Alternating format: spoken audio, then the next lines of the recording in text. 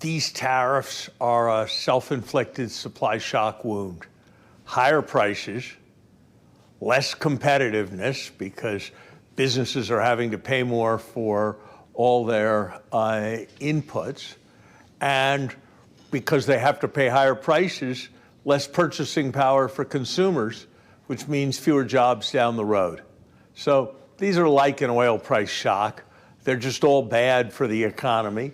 And they're probably they probably were like an oil price shock of $40 a barrel in terms of what was being done to Mexico and Canada. And now with these changes, maybe it's only $25 or $30 a barrel, but it's still clear, big, and bad. That's why before they started saying they were going to take the tariffs off, almost $2 trillion of stock market wealth had been destroyed in a matter of 2 days. Now nobody knows quite what's going to happen, but why would you make an important investment decision amidst all of this uncertainty? If you were thinking about buying a new car or buying a new house, wouldn't you wait? And when everybody waits, the economy slows down, and that's why the risk of recession, which everybody thought was extremely unlikely on January 20th, is now seen by many, many people as a real and serious risk for some time this year. So I think we're doing real damage to the economy. It's not just a short-run thing. Inflation expectations for the long term, for 5 or 10 years, are higher than they've been in a very long time, according to the Michigan survey. You know, I heard the president talk about a little disturbance, and I heard the senator talk about that. A little disturbance that we'll work through, and then it will be good. You know what that sounds like? It sounds like transitory inflation. Transitory inflation didn't work out very well for the people who used that term in 2021 and 2022. It didn't work out very well for the Biden administration. It didn't work out very well for the Fed.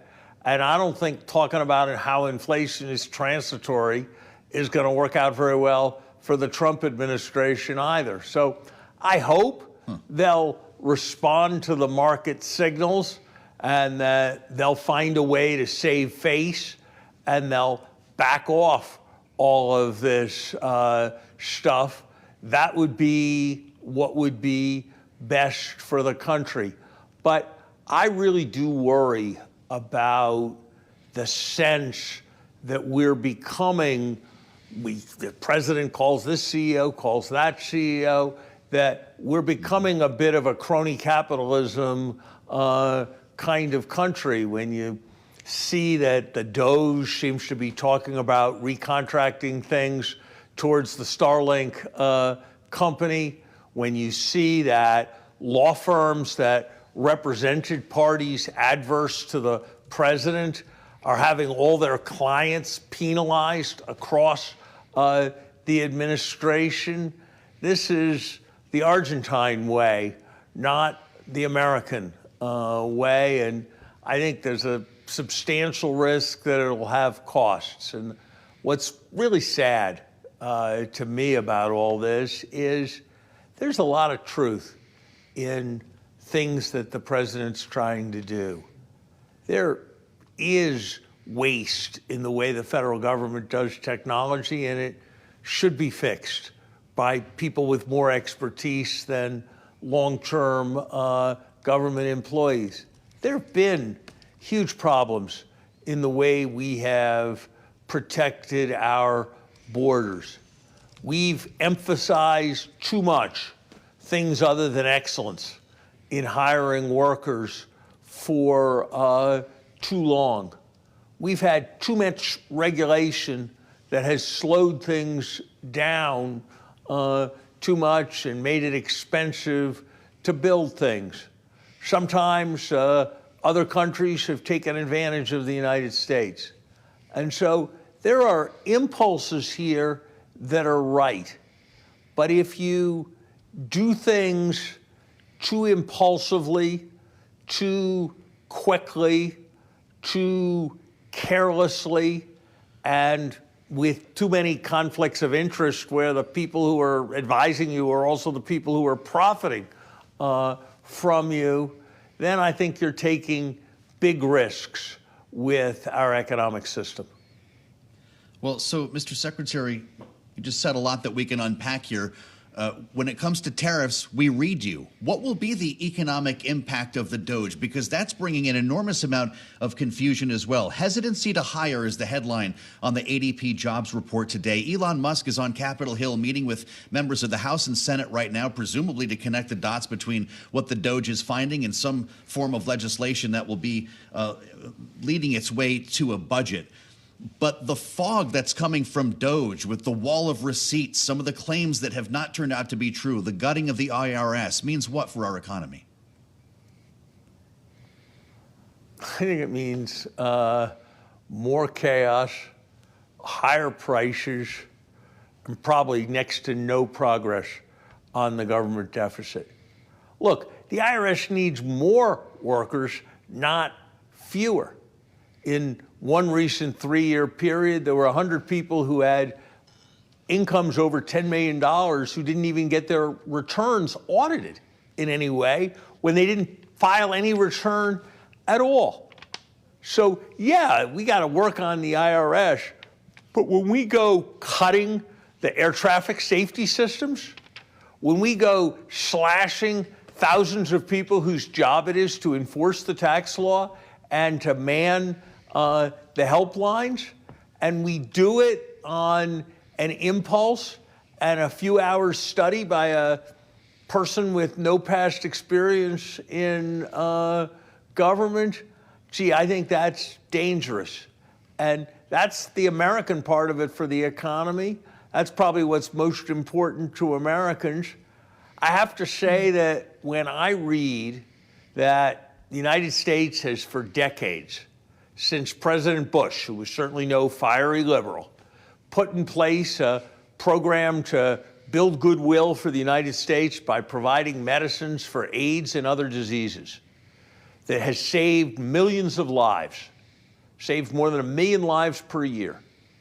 When I see that medicine from that program has just been ruthlessly cut off, despite congressional approval, with no protection or careful thought, and that people are dying because the United States just decided to go do a bunch of experiments like it was a business being restructured, that scares me.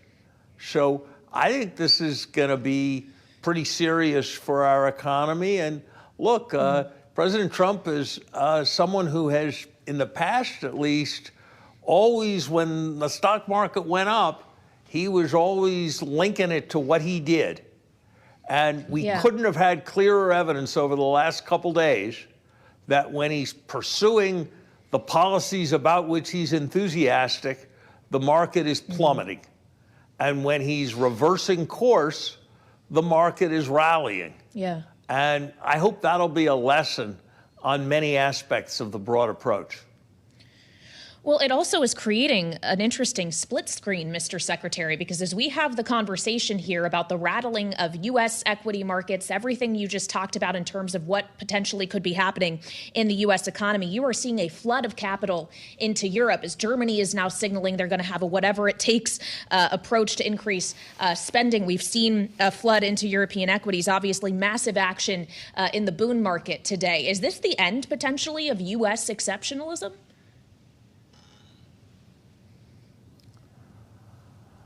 I think it would be premature to say on the basis of anything that happened in a few days or even a few weeks that it was the end of U.S. exceptionalism.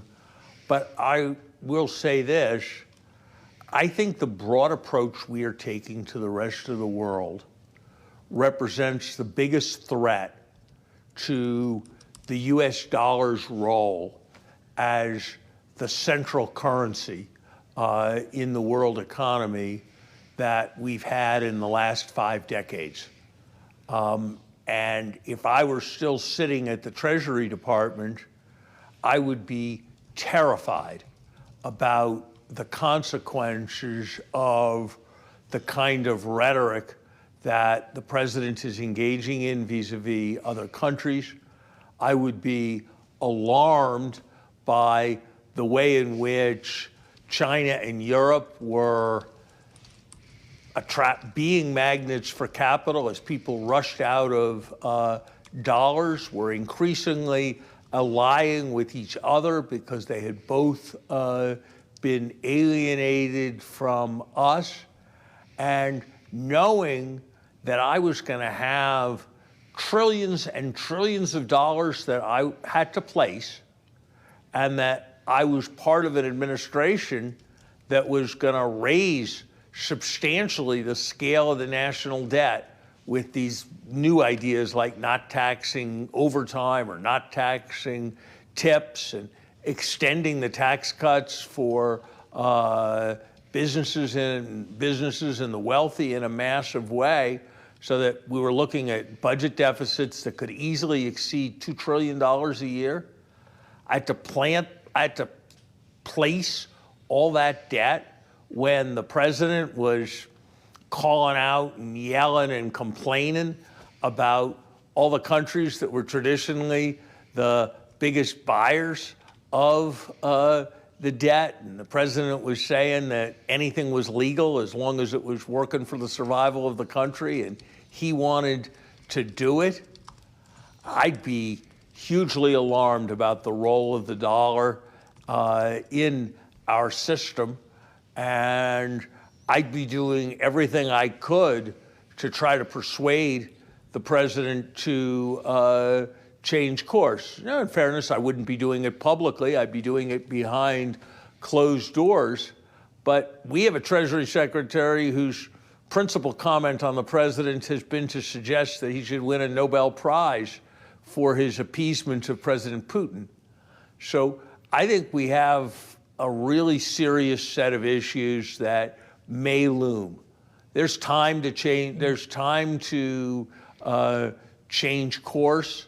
There's time to eliminate these kinds of tariffs. There's time to try to draw on the expertise in the DOGE in more responsible ways. And if that happens, I think things could work out well.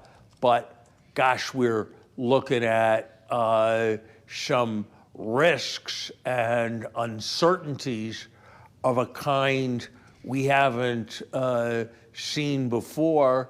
You know, Wall Street, as you know better than I, because you report on it all the time, has this thing, the VIX, the so-called fear gauge. It went up by almost 50% in a matter of a couple days because of the things that were being said. So I just hope that we can all take a deep breath, that we can recognize that there are plenty of real problems that need to be addressed, and that the president in his campaign identified some important directions in which our country and its economy could be made better. But God, the way we're going about it is something that seems very scary to me.